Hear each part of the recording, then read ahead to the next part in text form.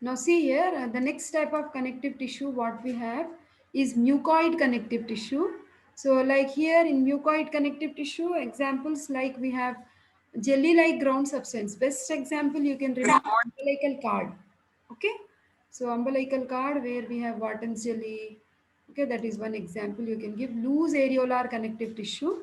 So here the connective tissue is very much loosely arranged. That means collagen fibers are scanty. They are not so rich.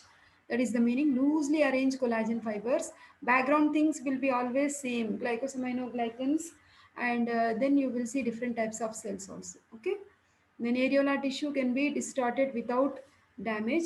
Now where do we see loose areolar tissue? Easy things you can write: superficial fascia, around blood vessels, nerves and muscles. Then dense regular connective tissue. So dense connective tissue, we have two types: irregular and regular. Irregular in the sense we have lot of collagen fibers here. If you find collagen fibers are highly irregular, then you call them as irregular connective tissue. And I told you hardest of all fibers are type 1 collagen fibers, isn't it? Now, examples what we can give here, whatever you feel easy: dura mater, pericardium, okay, submucosa of GIT. These are the examples of dense irregular connective tissue. Okay. Then next we have regular. Here you are finding collagen fibers are very much like nicely arranged, isn't it? Very much systematically they are arranged. So you call it as dense regular connective tissue. So it consists of tightly packed bundles of collagen type 1. Okay, so we find this dense regular connective tissue. Examples: tendon, aponeurosis, ligaments, periosteum, perichondrium. Two examples are enough. Okay. So reticular tissue. Reticulum means what? Network. Wherever we have reticular, it is very much primitive.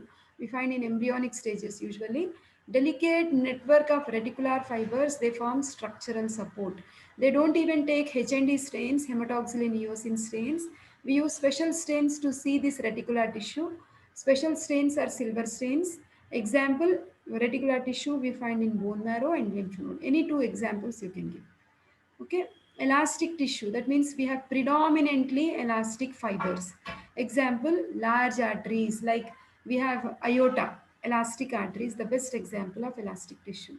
Okay, adipose tissue, wherever we have fat, like deep fascia, superficial fascia, where a lot of fat is there, that is the best example of adipose tissue. This is also specialized type of connective tissue. Here cells are signet ring shaped and the nucleus is pushed to one periphery because lot of fat is accumulated in the adipocytes.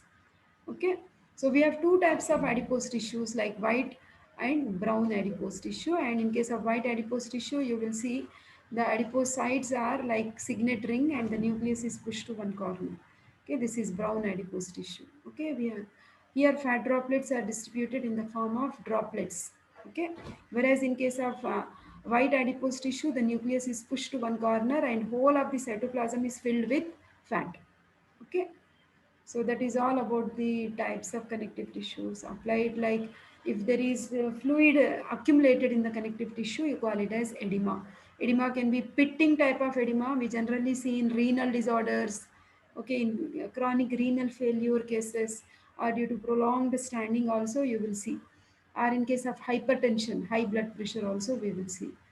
Keloid formation is due to excessive formation of collagen fibers.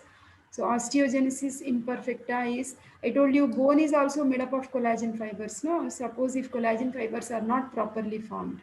Okay, like that we have different types of diseases. But okay, so